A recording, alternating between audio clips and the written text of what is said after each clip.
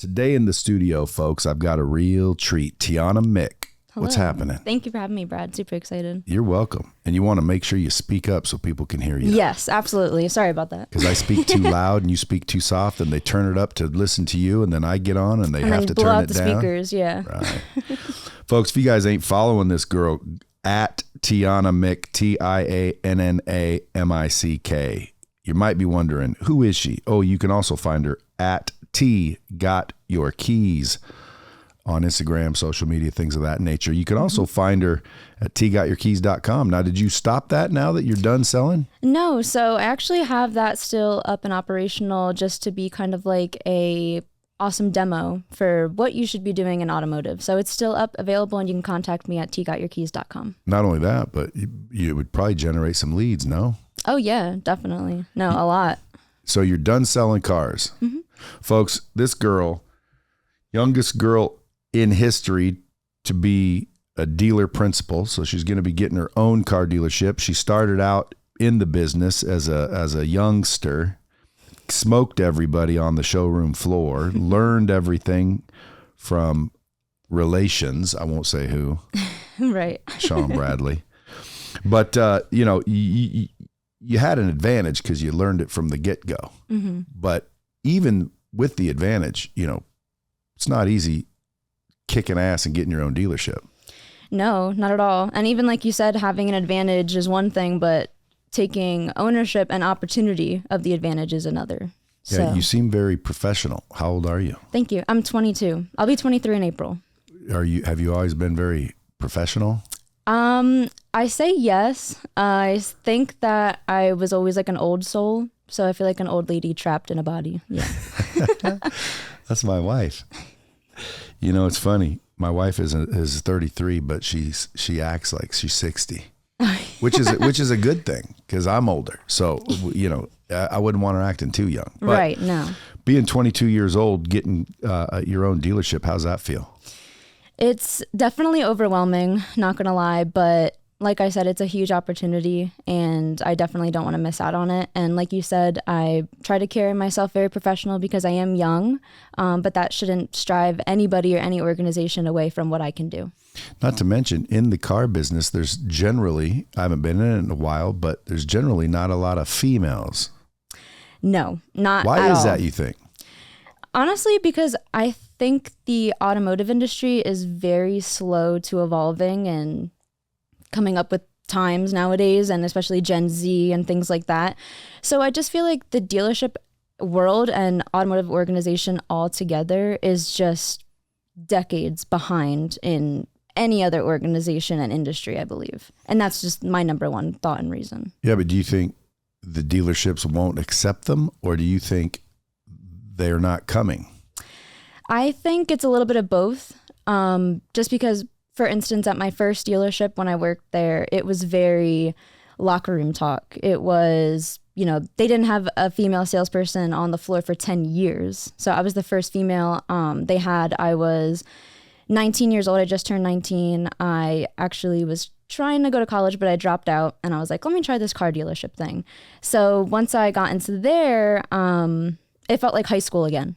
I felt like I was kind of, in the lunchroom or in the locker room listening to a bunch of girls and guys, shit talk and different things like that, which I think kind of prompted me to go into the automotive industry just because it didn't scare me that people were talking like that and being disrespectful. Not that it was okay, but unfortunately, as a that business, you do have to realize that it's there just because we are decades behind of what should be said nowadays, if you know what I mean. But now you're going to the national conferences speaking on diversity and inclusion.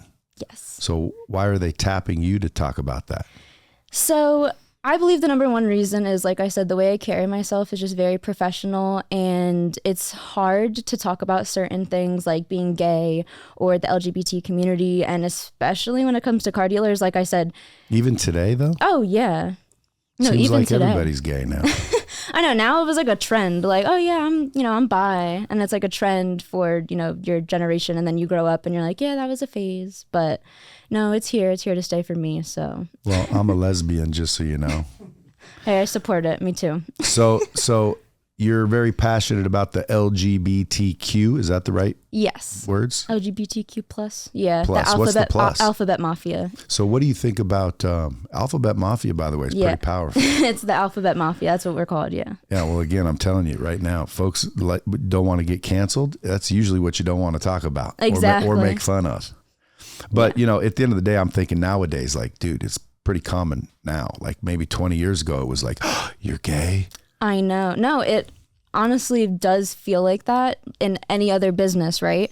But you have to think to yourself, when you talk about automotive, these guys are, I just want to say, just these dirty, gritty guys that crass. Yeah. And it's just the industry and the habitat that they kind of grew up in, because their dads were kind of like that, right? And wheeling and dealing cars, and let's roll back the miles, and let's glue on this bumper so that this guy can just roll off the lot. And they grew up with that. So my thing is just because we were raised like that doesn't mean we have to continue doing things like that. So with diversity and inclusion, we can start implementing and putting people like me, or even other ethnicities and people in the LGBT community in other positions, to make us more aware. Because like I said, there's no representation in automotive right now. It is crazy, like you said, but there is none.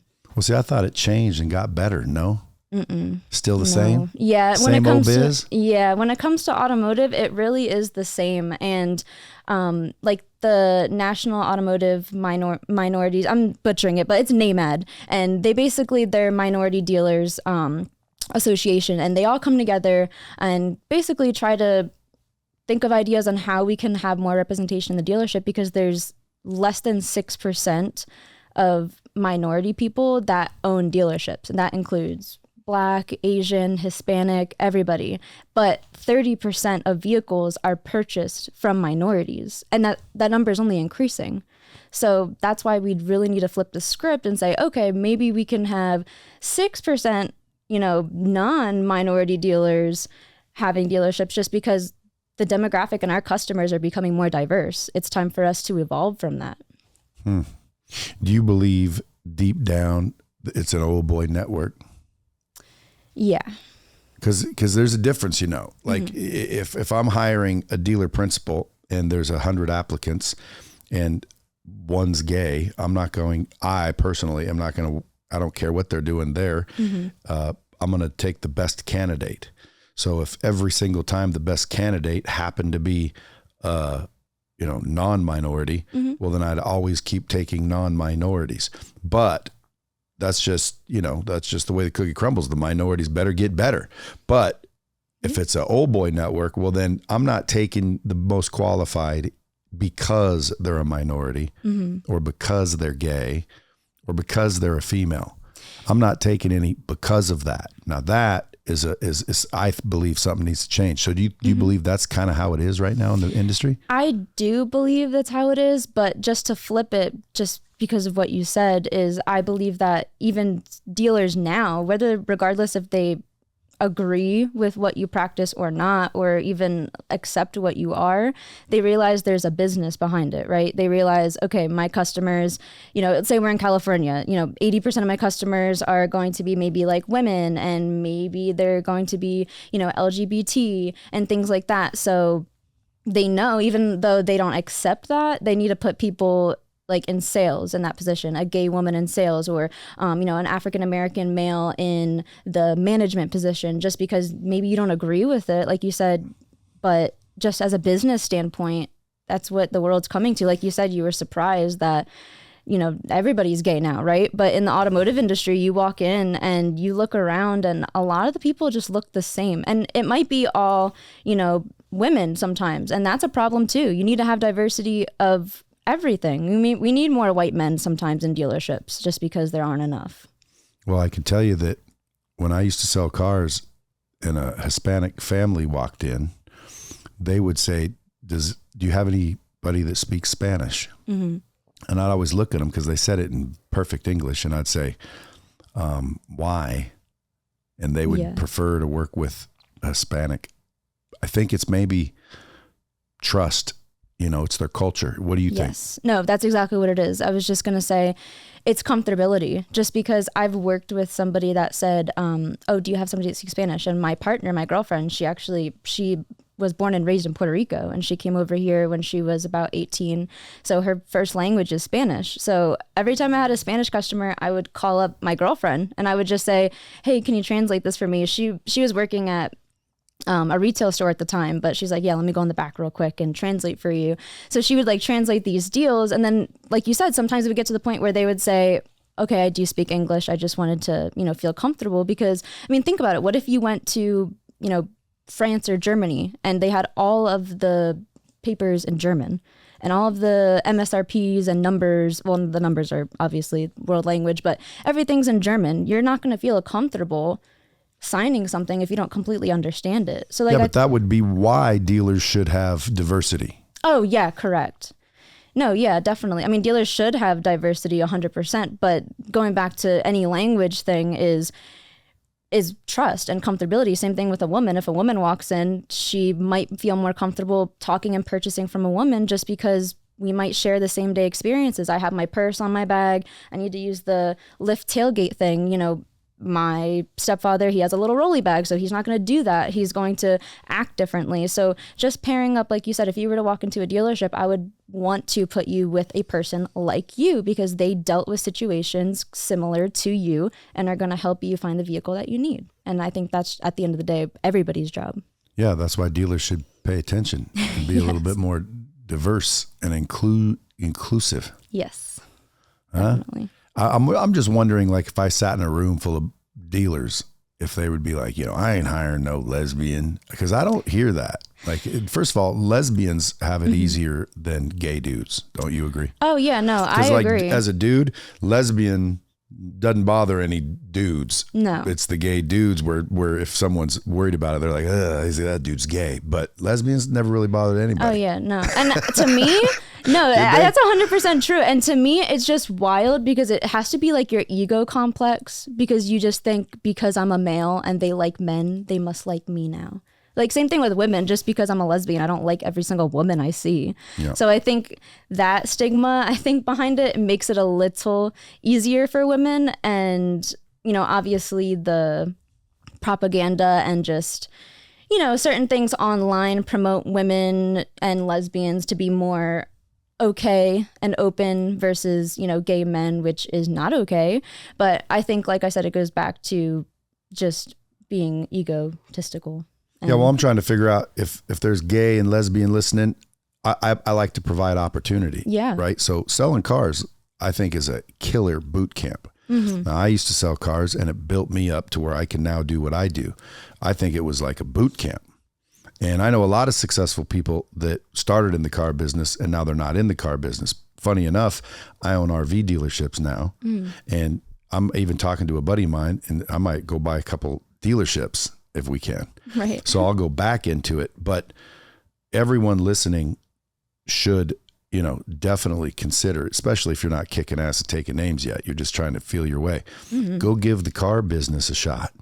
But if you're gay or lesbian or any of the, minorities that might think it'll be a hostile work environment, what would you say to them? Yeah, no, that makes sense. I would honestly say to them, Brad, is that they've been dealing with it their whole life, right? So get over it? No, not just get over it. It's more of like, hey, I've done this before, right? Like if I lifted 100 pounds every day, I'm not going to get pissed off. I got to do it again. Like I have comments on my social media that, aren't the nicest and are very rude, especially in these days and age, about me being gay. How would they even know? Well, I mean, not that I promote it, but like even I have like accents, like on my watch here, I have like my Apple Watch and I have a rainbow, band on. And that doesn't mean I'm gay, but nowadays, unfortunately, rainbow, everything is gay, right? But that's just me, showing a little bit of pride. Do you see one of my guys out there coming in here? He had the little rainbow flag on his workstation. Does that mean he's gay? It doesn't mean he's gay. See, I haven't even thought of it. I'm like, I didn't even think like, oh, that dude's gay. And even if he was, like, who cares? No, like, no. What does it matter if somebody's gay or not gay? Yeah, no. And it could also mean that he's an ally. And when people say like, why do you have to be proud of it? Why do you have to display it? I'm like, why do you have to be ashamed of it? You have patriotic pride. People driving in their monster trucks with their American flag and other flags that I don't want to represent, behind them waving it. Why do they do that? They feel prideful. And I also want to go back to pride isn't gay. Pride is being prideful about anything. You can be prideful about this podcast and this show. What if you are just like, sometimes I'll be like, dude, that's gay, meaning, because that's what has always been said. Yeah. But it doesn't mean like literal. It just means like that's a lame outfit or but that's like, yeah. I've slipped and said, dude, that's totally gay. Oh, I said it. Yeah. When I was like 6 years old, 8 years old, I said it. I grew up in that generation. But is that a derogatory term? It is. What do you say? I would say then, like, and for instance, I would say like, oh my God, yeah, that's so straight. And then just like, but I'd laugh. What did I you wouldn't say? be offended. I'd be like, straight. oh, that's so straight. Oh no, that's fine. And Brad, you're obviously very different than maybe some of our listeners. Yeah, but I always wear monotone blacks, blues, or whites. Navy blue, black, or whites. Usually my thing. I don't get into a lot of color. But if someone walked up and said, dude, you dress so straight, I would laugh. I'd think it's funny. I wouldn't be offended. Right. So if someone walked in with a pink shirt and, rainbow socks and someone said, dude, you're dressing gay, why is that offensive? So saying like you're dressing gay, that's different than saying that is gay. Because if something is gay, then that's fine. If something is girly, then that's fine. But if you meant to say that's stupid or that's lame or that's not what I want to do or that guy looks, ugly, saying gay. So it's the intent. Yes. And the placement of the word and exactly like you said, the intent that you put behind it. Yeah, that makes sense. Yeah. Well, we don't want to turn this into a gay no pun intended, podcast. a gay episode. I think a lot of your listeners, I don't know if you get more or less listeners. What do you think? I probably get more. Yeah. I'm telling you, like, dude. I'm sure if you came out with like a rainbow flag and your shirt. Listen, I'm not against anybody. Personally, when I do hear, because I sit in the locker sometimes and I hear people, gay and, Yeah. I always say to myself and out loud, like, dude, who cares? Like, right. you don't have to do it. Like, I'm not going to do it, but well, I don't even want to bring up my family, but hey, listen, I'm related to some gay folks and guess what? Whatever, like, it doesn't matter. I just want people to be happy. If you're happy and that's what makes you happy, have at it. And if you can kick ass at the job and you happen to be gay, who cares? I don't really care. I think whoever can do the job should get the job. Yes. I kind of don't like when they say, well, we're only going to give this opportunity to a minority because we need to, so we can look inclusive. You know what I mean? Oh, yeah. Like, hey, we're going to give it to, a lesbian woman, this grant because, we have to look like we're inclusive. Well, just give it to the best person. And if they happen to be lesbian or gay or black or white or whatever they are, how about just give it to the person that's most qualified? Yeah. What's wrong with that? No, I agree. I definitely agree. But unfortunately, when it comes to automotive, as you know, when you're looking for a job, you have to kind of sell yourself, right? And I understand that me being gay is a big business opportunity. It checks off a lot of me being a woman, Spanish, and gay. It checks off a lot of boxes for businesses that, want to sponsor me or endorse me. I have a couple people, wanting me to show off their products. So it's an advantage. Yeah, but think about it. So we were at a disadvantage before, right? It's time for us to have an advantage. Like, come on now. That's yeah. right. There's nothing wrong with taking advantage, is it? No, not when it's for your benefit and not hurting others. So you didn't kick ass because you're gay. So let's talk about how you kicked ass in case there's people selling cars right now and they're wanting to know how to get the shit you got going, because it wasn't because you're gay. No. So what did you do when you started to elevate through the game so quickly? So basically what I did was, see, our family business kind of specializes in, helping dealerships kind of achieve their goals and be all they can be, right? So I had this philosophy and we were all talking like, what if we looked at you as your own dealership? Like, what if you were the dealership, you were the GM, what would you do differently? Kind of like, a lot of dealerships and GMs right now aren't doing a lot of, like we were talking about, diversity and things like that. So what would I do personally? So some of the things that I did was I needed an online presence, right? Kind of like how you have your online presence, branding, content, things like that. So the number one thing that I did was put myself in front of the world, basically. And it wasn't easy. I remember my first video that I shot, it was like a 30-second video, and I had to shoot it 178 times to get a 30-second video of, hi, I'm Tianna, and this is my dealership. And it was so nerve-wracking, but Eventually, like it's any habit, like eventually you keep doing it and you're just going to get it down. And to anybody listening that says, oh yeah, I tried doing videos and none of that worked and I felt awkward and things like that. It's like, yeah, you don't think Ellen or anybody on TV feels awkward constantly smiling or being like hoity-toity, like, yeah, it's me. Like, of course, it's uncomfortable. It's nerve-wracking. You talk to these people, celebrities all the time. They tell you I have different personas. That's what I had to do. I had to tell myself I'm a different person right now. When I walk into this dealership, I am T got your keys. I'm not Tianna Mick. I'm T got your keys.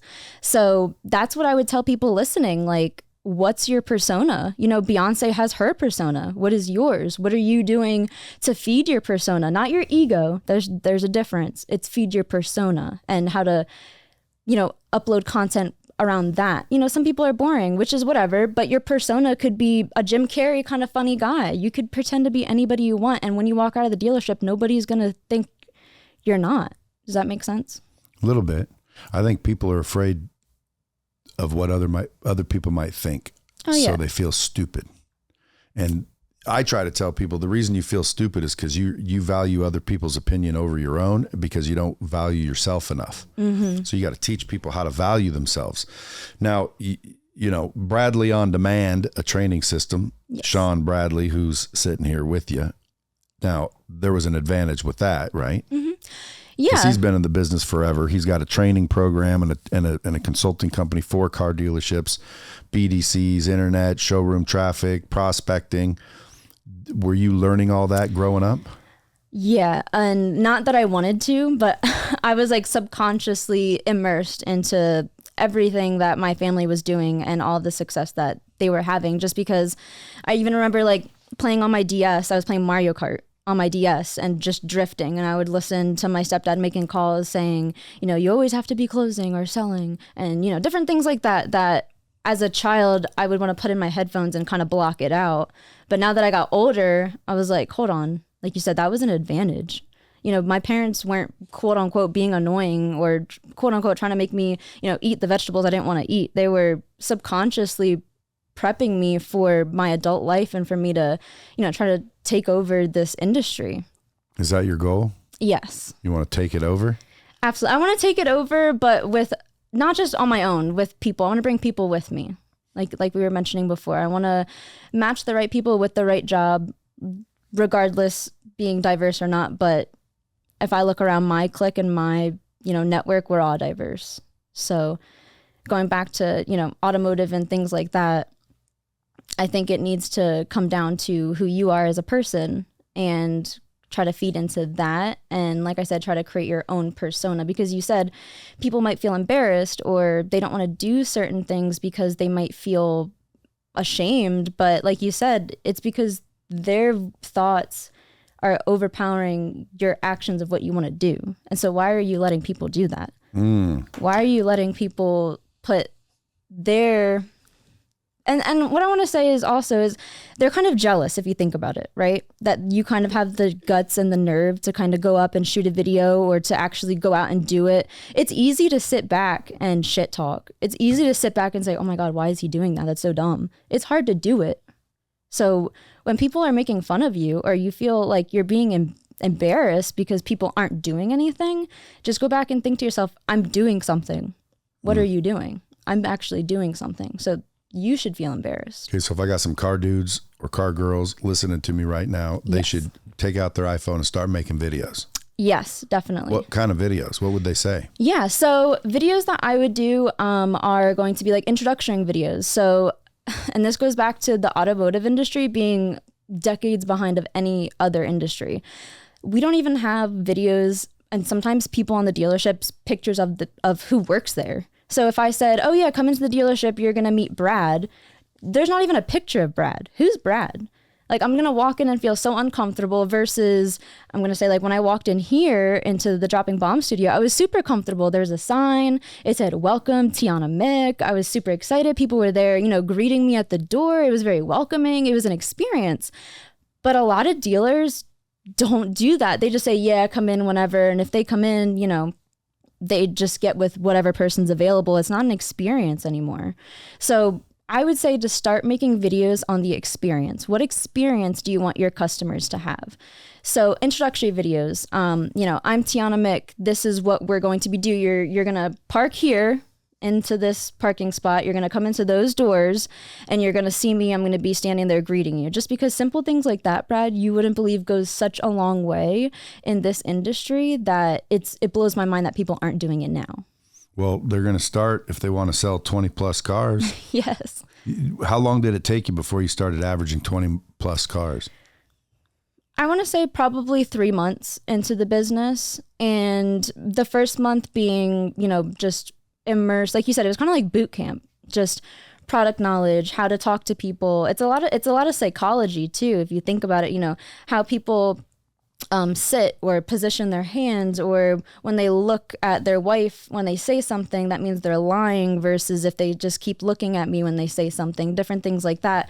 And then, you know, to get your feet wet, just because it is nerve-wracking to go up to somebody and say, hey, do you want to buy this $50,000 car? And that's on the cheap end sometimes, you know what I mean? Yeah, but why would it be nerve-wracking? They're coming to you.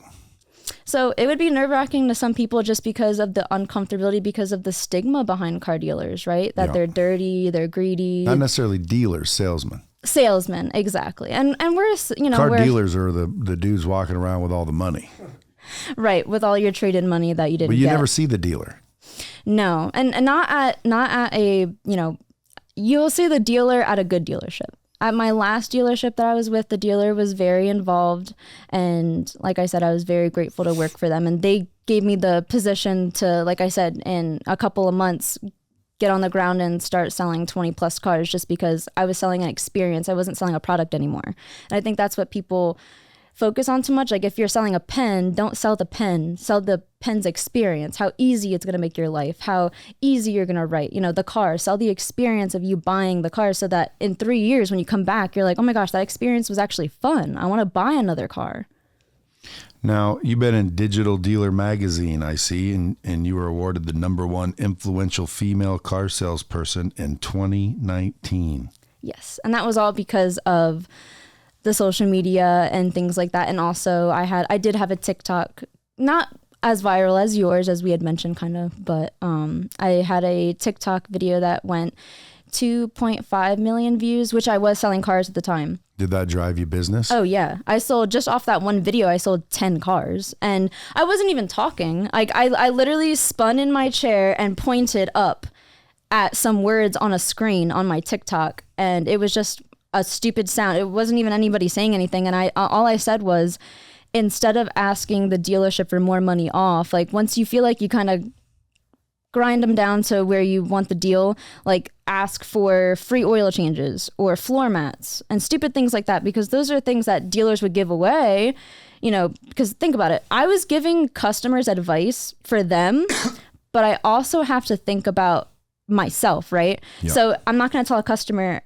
tell them I want to see the invoice and go below MSRP and this and that. I'm going to tell the customer, ask for floor mats off, because that's $300 off the bill, not $3,000 you're asking. So I was giving knowledge to my people, saying, you know, ask for the things that you want, but I was also smart about it and not giving away all my secrets, because I still need to make a business, right? Not to mention, the floor mats might be $300 retail, but it's really only $90 for the dealer. Exactly. But we can show them that it's, you know, $300. So to me, if you end up with a dealership, well, then it's all been worthwhile, because that's a license to print money, especially right now.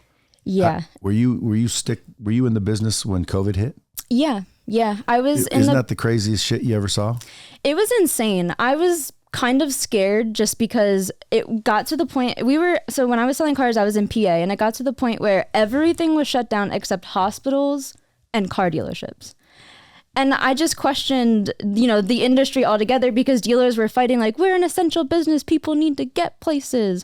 But then a part of me was kind of scared, right? Because we're in a pandemic and I'm meeting hundreds and thousands of different people driving hours away.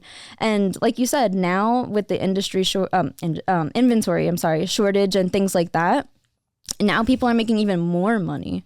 So it's insane that this pandemic kind of helped, but also, like I said, hindered some businesses as well. Well, the problem with this is everybody's fat and happy. because they're making a ton of money and it's not going to last forever. Oh no, the rug's going to get pulled soon and they're all going to be trying to, belly up, trying to get up. They better get Bradley on demand because all you do is go back to the basics. Like instead of just all this traffic and kicking people out because they're not offering enough because the next person will buy it. Yeah. When that ends, you can still sell cars. You just got to go back to the fundamentals. Exactly. I used to teach salespeople how to prospect. Nobody teaches that anymore. Like I showed people how to go out and find business, not just sit there and wait for the business. And when you can find business, especially at your own car dealership. Did you ever work the service drive? Yeah, of course. There's people that literally, you go into a car delarship nowadays, there's nobody in the service drive except for the freaking service advisors. Sometimes sometimes I'll bring my own vehicles in just, because I'm driving by or whatever, and I need to go in there. And I'm just sitting there thinking, dude, who runs this place? Like, how come there's no salesperson sitting right here? Yeah, no. I would station one sitting right there. One of the things, actually, it's funny that you bring that up, that we'd done was I would have custom donut boxes with "T got your keys" on it. And it would just be a custom plain, donut box that you can buy online. And I would go to Dunkin' Donuts and buy a dozen donuts, put them in my box, and then have them at the service center so that when a customer comes up to even get a cup of coffee, get a donut, I can walk over and it's not as salesy. Hey, grab a donut. My dealership bought it. No, I bought it. These are my donuts. I just wanted to buy them for you so that it's not like, such as a salesy type of sleazy thing that we're trying to do. We're just trying to help you and here's a donut. So really you kind of just acted like an intrapreneur. Like it was your dealership. Oh yeah, of course. I kind of saw myself like, if you were to imagine, like, when you go to the mall and you see those little kiosks with the guys and the girls handing you the lotions and you're like, please do not look at me. That was basically me. I saw my desk as like a little tiny kiosk in a mall. So I saw my business like a little tiny business in the dealership, and I had to make more waves than all the businesses, aka desks and salesmen around me. So how was I going to do that? These guys aren't on Facebook. They're not on Instagram. They're not on TikTok. These guys are decades behind. And were a lot of them old? I didn't want to say that.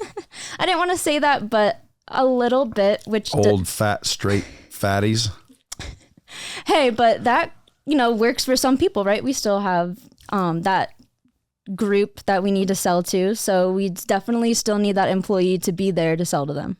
Do you have the LGBTQ plus community banging down your door? Oh, yeah. Well, like we were mentioning before, another thing that I was doing was I was running Facebook ads. And some of them were generic, like come buy a car, like everybody was doing. But some of them were targeting police, military, and then the others were LGBT. And like I said, they were targeted. So it was weird that I got some hate on the targeted LGBT ones, because that means that there must be a little sugar in there somewhere, because your algorithm says that you're LGBT and you need to buy a car from me. So when people were seeing my ads, a lot of them were super excited about it because they were like, I never saw a car dealership actually. Back up. So what you're saying is you ran ads to specifically find the gay people. Yeah. And there were dudes that were not necessarily supposed to be found. Yeah. What would they say? So they were like, it would be like a comment and it would say, I'm not gay. Why is this on my page? But then I would just kindly respond like, I'm sorry, sir, but these are targeted ads.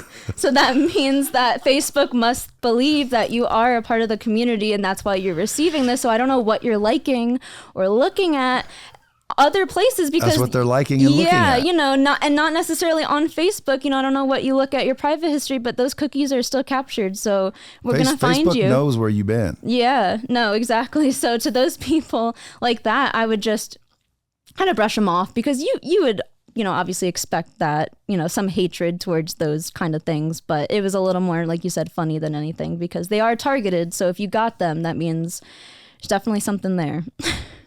Well, I'm starting to think, have I ever seen any gay ads? You're like, I don't know if I want to openly say that. But I've seen ads that I didn't necessarily think they were me. Maybe someone targeted incorrectly, because I can run an ad targeted at the gays and it's just a bad ad, and I'm not finding a mark. In other words, I targeted incorrectly. Meaning like your message was incorrect? Yeah, because I can run an ad and target car salesmen, but if the ad if the product or service I'm marketing or I'm selling is not necessarily for them, I targeted wrong, but it would still find them. Right. Because Yeah. I targeted them. And, but my product doesn't match. Yeah. And not that that's necessarily bad. Like, for instance, I sometimes get targeted ads that I think my girlfriend would like. Right. So even if, like you said, you had family members in the LGBT community, if you saw that, you'd be like, maybe Mike should go buy a car from T, because I never saw an LGBT ad, right? Like, you would just think like, maybe it's not for me. Maybe it's for my mom or my grandma or my uncle. Have you ever opened up Instagram and went to discover? Yes. And then it just plasters a bunch of stuff? Oh, yeah. And I follow that. And people need to realize that that's an algorithm too. Like, if you open something and even if you're like, what is that? That's crazy. And you just wanted to see it for a second. Now you refresh your page, it's all of that. If you were looking at medical videos, now your whole page is medical videos, just because that's how the algorithm works. Yeah. So if you want to see somebody who they are, just tell them to open up Instagram and show me your discover page. Yeah. Because I'm telling you, one time when TikTok first came out a while back, I opened it up and I was talking to a social media expert who was telling me how TikTok was awesome. And I'm like, bro, like, I don't get it. I don't understand TikTok. I said, every time I get on it, I'm seeing either chicks walk in with their butts or like cars exploding and shit. And then he Male educated stuff. that he said, well, it finds what it sends you what it thinks you like and what you're watching. And I'm like, well, that's true. Cause like if I see a nice butt, I'll watch it for a minute. A little longer, right? Yeah. And then and like milliseconds, they know, or you slide it back like you're doing this and you go, oh, wait a minute. You're like, I missed that. Well, yeah, they go, okay, whatever that was, they like that. So basically I told on myself, So now it's like every time, sometimes I'll go to my wife, I'll be like, hey, open up your Discover page. Oh, no. I've never caught, dudes or anything. Yeah, the Chippendales. No, I catch, all wholesome, innocent things. That's the ones you got to worry about, by the way. Oh, yeah. But like I'm expecting to see, what she's really looking at all day long. Because, Right. who knows? Oh, but yeah. they know. Oh, they know. That's Yeah. why, it to some extent works, right? And that's why some people say it's scary when people track you or do certain things like that. Now, when you go to apps and things like that, they ask you, do you want us to track you? I hit allow. I don't care, because think about it. You're putting other companies' money and time to find products that I think I would like, and that I don't even have to go out and try to find them. You're like, oh my gosh, I think you'd like this. And I'm like, yeah, I would like that. Like, it makes my life so much easier. Some people are scared, like, oh, I don't want them knowing what I'm doing or what I'm looking at. And I mean, at the end of the day, if you're doing something super crazy that you don't want anybody to look at, they already know, and they already have you on their list. So let's say you get your own car dealership. You think you know how to run the whole thing from tip to tail just because you were good selling cars? Oh, no, not at all. How are you gonna hire a GM or be the GM? So I like to look at myself as like a part of the Avengers, right? I'm never gonna be that I'm the leading person and this is my team. We're all equal parts of the team, right? Captain America has his shield. That doesn't mean that he's gonna beat up the guy that has a sword fight. So I need to find somebody that's gonna be my shield guy. I need to find some swords guys. So I'm good at selling, right? I'm good at being diverse. So we have that. I need to find somebody that's gonna be good at selling cars for me, or maybe doing marketing. But honestly, Brad, we have a lot of that already in our network just because of our business. So it's just going to be, like you said, an advantage, and it's just going to be easier for us. But like you said, it's not just going to be me. I'm a team. And that's why when I say I want to take over this thing, it's not just me. I want us to take over this thing, my whole team. So if dealers are listening, give me 3 things they can do to start making it more comfortable and inclusive, so they can start attracting more people that kick ass like yourself. Oh, yeah. So meaning like employees or customers? Both. Okay. So because if you ask a dealer, they don't need any employees. They need customers. Right. So and real quick, just so I'm on the point, dealers, pay attention if you're listening. Okay. You guys need to train people better. You guys need to invest more money into training, but most people don't, because like, what if I spend a bunch of money and train them and then they quit? Well, they quit because of your culture, number one, or they fail. So your training sucks. But training at car dealerships has always been my thing. You know why? Because they will spend $50,000 to drive people through the door, but they won't spend a couple $1,000 to make sure that they're taken care of and trained employees help them. And to keep them there, right? Because like you said, they're just going to go somewhere else. And it increases the gross and it increases the retention, et cetera, et cetera. So like if I were in a room full of dealers, if I were speaking at an NADA conference where all the dealers were in the room, I'd say, first of all, train your people better. Forget if they're gay or not, just train them better. Continuously train, because training isn't something you did. It's what you do. It's something you do. You heard that before, Bradley? I did. So dealers, these 3 things are something that you should be thinking about if you want to open up the environment to attract more successful entrepreneurs. One would be if it's going to be for, let's say, customers, right? Okay. One is going to be, it goes back to making your customer comfortable in your environment. A lot of people don't walk into dealerships. It's kind of scary for them. It's kind of like if you were like a lawyer walks into a courthouse every day. He's like, whatever, right? If you walk into a courthouse, I'm nervous. Like, I don't even do anything, but I'm scared someone's going to pop out and arrest me for no reason, which sometimes people at the dealership, they feel like that. They feel like they're going to walk in all of a sudden. It's like, oh my gosh, you just bought this car. All of a sudden, I accidentally bought a car. I do that when a cop's behind me. I don't know. Just I don't get know scared why. for no reason. Exactly. So my thing would be to be comfortable, right? So how am I going to make this customer comfortable? That's my number one thing. And it's going to be with the video is set the expectation. What is going to happen and what are we going to do? Who am I? And eliminate all questions they might have. So it would be your salesperson's name, who they are, like I said, where they're going to park, where they're going to go into, where their desk is, and then the process. We're going to find a vehicle. Next, we're going to look at prices and things like that, and then get you financing. And then even at the end, however, if you wanted to... What part of the process do we bend them over? Silently when they're not realizing it. You don't want to put that in the video, but like I said, just making sure that they're comfortable in the environment so that they can feel free to go into your dealership. And then if I were a dealer and I had an American flag on the point, should I put a rainbow flag as well? I say to practice what you fully believe, because but it's to get customers. Like, I don't need to believe in gay sex to welcome gay people. I know, but think about it, because if you have that flag up, right, then I'm gonna think, oh my gosh, they're super nice. They're gonna be, not that they're not gonna be nice, but that means we want the gay people. Yeah, right. But that doesn't mean that you're properly equipped to that's another story. Them properly. That's another story. What I mean? Tianna, I'm trying to figure out if I'm a dealer listening to this, because I know a bunch of dealers and car people do listen to this. Yeah. I want to give them some value, and it's like ideas. So if I'm a dealer and I'm thinking based on what we talked about, man, I'll stick a rainbow flag out there. Yeah. And does that mean all the LGBTQ plus people driving by be like, oh, they're friendly?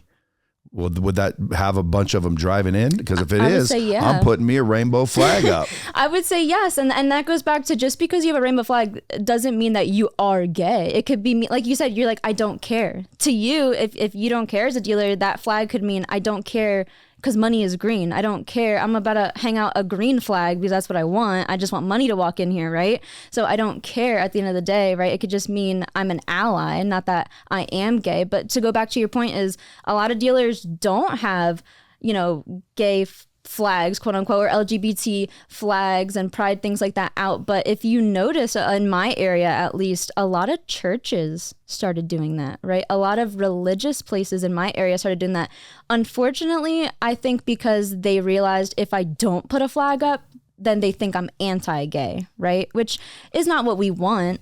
But I think, as to go back on the church thing, is they just know that, okay, we don't have to be 100% okay with it, but we're accepting of you to come in, if that makes sense. Like, you're comfortable to come in. So even if you don't accept people, quote unquote, 100%, that flag is like, you're an ally. Like, you can come in here and you're going to be okay. So if you're a business and you're listening to this, and I would put up a pride flag, I would show that, you do accept others. And same thing with the American flag. You put the American flag up because you're proud of your country, right? So be proud of your customers walking in.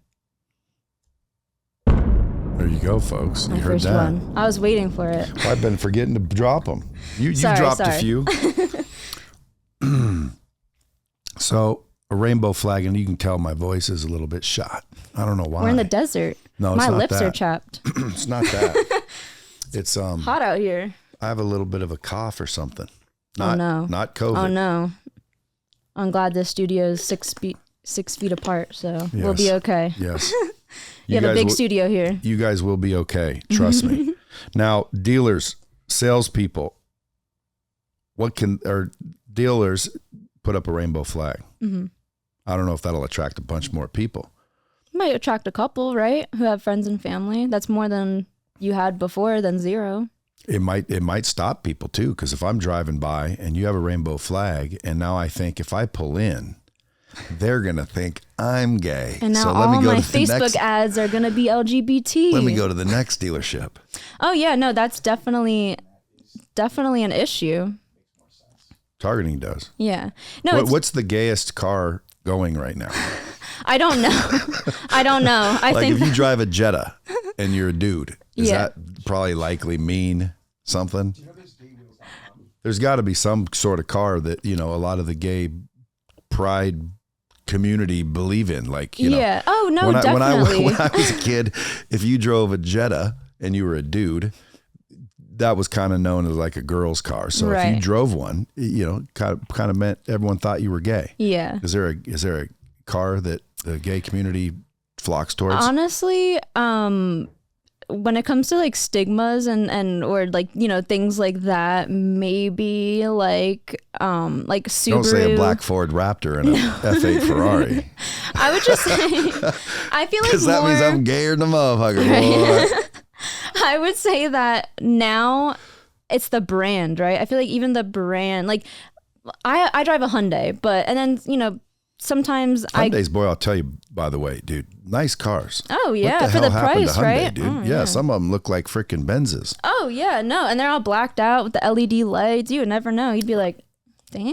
Dude, I wish I was young in this age. You remember? Like when I was young, the cool cars were all expensive as hell, period, end of story. Yeah. The little shit boxes, there were nothing cool about it. Now, there's inexpensive Hyundais that are cool looking, little Scions that are cool looking. And it's not, if you notice, it's not the quote unquote like flashy thing anymore. It's almost like kind of like a douchey thing to flash your like badge of your emblem sometimes, for right? the youngsters, right? For the people that have the money that can afford it, they know it's legit. But for people like us, and we are the growing generation, Brad. That's think true. about it. We're the growing generation. We're going to be raising our kids on what we believe. So very true. If we believe that flag's going to bring us in, we're going to teach our kids that flag's that pride flag. It's going to bring us in because unfortunately, like you said, it goes back to how you guys were raised, right? My grandfather, he would say, don't advertise you're gay because you're going to get beat up or you're going to get followed from at home. And I had to tell him, like, Grandpa, it's not like that anymore. It's unfortunately. Well, it's still like that. But unfortunately, it's still like that. But fortunately for where I am, it's more accepted and it lets me target LGBT ads because I'm pretty sure 10 years ago, nobody was targeting the LGBT community to want more customers because like you said, if anything, it would defer them. So culture has changed, industry has changed, but unfortunately with autos, some things still need to evolve when it comes to diversity and inclusion. Yeah. Well, folks, you guys probably thought I was going to be making all kinds of jokes during this episode because I'm a little bit of a ball buster, but I believe the dealerships should. What's that? Yeah, I don't have balls to bust. I'm a genital buster. Okay? There you go. That's being progressive. Yeah. Well, I told you I was lesbian from the get-go. Right. But realistically, all kidding aside, dealers should be more inclusive and they should be more diverse because it will actually raise your conversion. If Hispanics come in, they want Hispanic people, you don't have any, guess what? They'll go to the next dealership. Mm-hmm. That goes along the lines of, let's just say the entire rainbow. Yeah. Okay. Like you want to be more diverse or inclusive and you want to be more diverse to get more opportunities to do business. Secondly, I think everybody, should probably rethink their prejudices, their past and like let people be people. It's so much easier. You're happier.